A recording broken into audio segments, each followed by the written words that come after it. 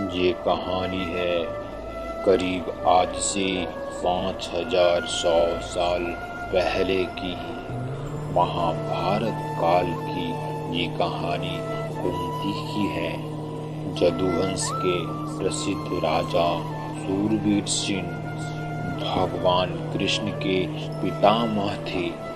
उनके फुफेरे भाई कुंती बोध को कोई संतान नहीं था।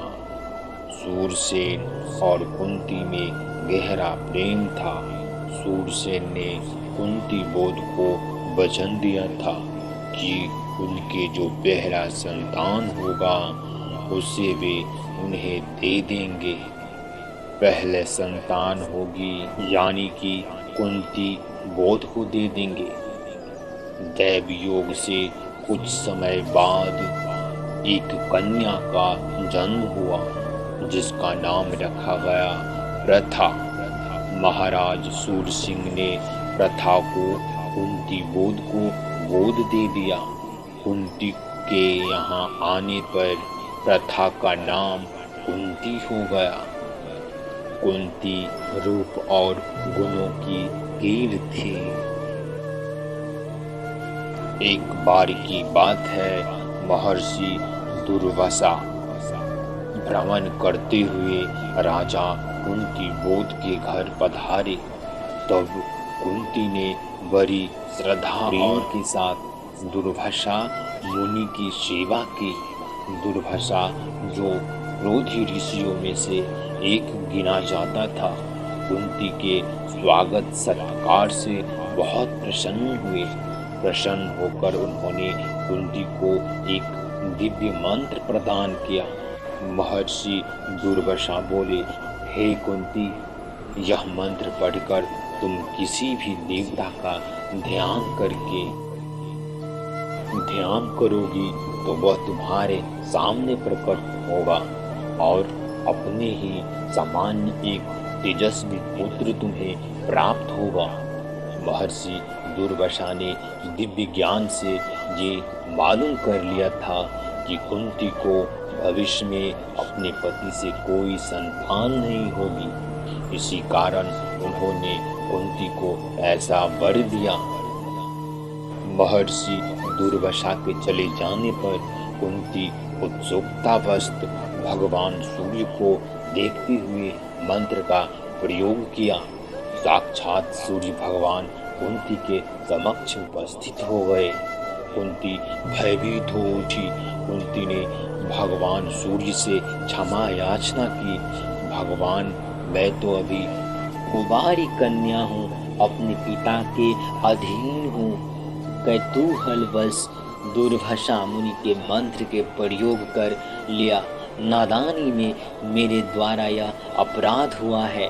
इस अपराध को कृपया करके क्षमा कर दे। लेकिन मंत्र का प्रभाव के कारण सूर्य वापस न जा सका। उन्होंने कुंती को धीरज बंधाते हुए कहा कि हे राजकुमारी, डरो मत। मैं तुम्हें यह वर देता हूँ कि तुम पर कोई प्रकार का कलंक नहीं लगेगा। मुझसे पुत्र पाने के बाद भी तुम कुंवारी रहोगी। सूर्य के वरदान से कुंती का लोक निंदा से भय समाप्त हुआ। कुंती ने सूर्य के समान तेजस्वी और सुंदर बालक को जन्म दिया। यही बालक आगे चलकर शस्त्रधारियों में श्रेष्ठ और दानवीर कर्ण के नाम से विख्यात हुआ। कर्ण का लालन पालन अजत नाम के सारथी ने किया। कुंती की विवाह योग्य होने पर राजा कुंती भोज ने एक विराट स्वयंवर का आयोजन किया। देश विदेश के अनेक राजकुमार आए। उस बीच कुंती ने एक राजकुमार को पसंद किया। भरद्वेष तेजस्वी राजकुमार पांडु के गले में वरमाला डाले और उनसे विवाह किया। विवाह उपरांत कुंती ने हस्तिनापुर में कुछ वर्ष आराम से बिताए, लेकिन बाद में महाराजा पांडु श्राप से ग्रस्त हो गए और वो दुखी रहने लगे।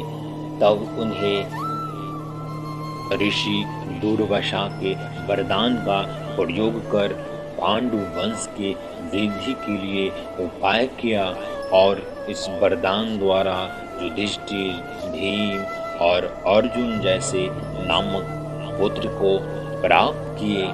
पांडु के मृत्यु के बाद कुंती ने ही पांडु पुत्रों का लालन पालन किया। कुंती जीवन भर व्यतीत रही, लेकिन उन्होंने कर्मों के प्रति अपने मन में कभी भी कोई दुर्भावना नहीं रखा। लक्षाग्रह घटना से लेकर कुरुक्षेत्र तक वे निष्पक्ष और निरपेक्ष बनी रही। माता कुंती सदैव यही चाहती थी कि पांडव और कौरव सभी आपस में मिलकर सामंजस्य के साथ रहे, लेकिन कौरवों और विशेषकर दुर्योधन तो बिना युद्ध किए हुए सुई की नोक के बराबर भी भूमि देना स्वीकार नहीं किया था और परिणाम स्वरूप महाभारत का युद्ध हुआ। युद्ध समाप्त होने पर यदुवंश और गांधारी के साथ वन चली गई और वही उन्होंने देह त्याग दी। कुंती का जीवन भक्तिमय था।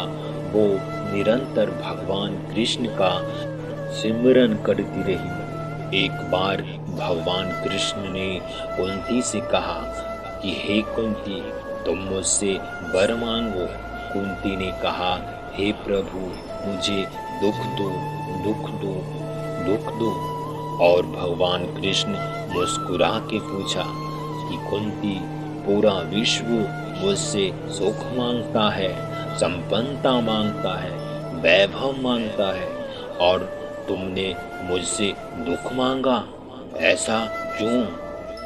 कुंती ने कहा, जब हमारे जीवन में संकट आए, दुख आए, तो आप सदैव हमारे निकट रहे, मार्ग दर्शन कराने के लिए हमारे साथ रहे। तो हे प्रभु, मुझे ऐसा सुख नहीं चाहिए जिसमें आप साथ न हो।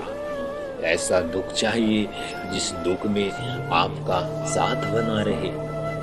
तो मेरे प्यारे दोस्तों, आप सबको कैसा लगा ये कुंती महारानी की कहानी? लाइक, सब्सक्राइब एंड कमेंट करना ना भूलें और वीडियो को ज़्यादा से ज़्यादा शेयर करें ताकि और लोगों तक ये वीडियो पहुंच सके। धन्यवाद।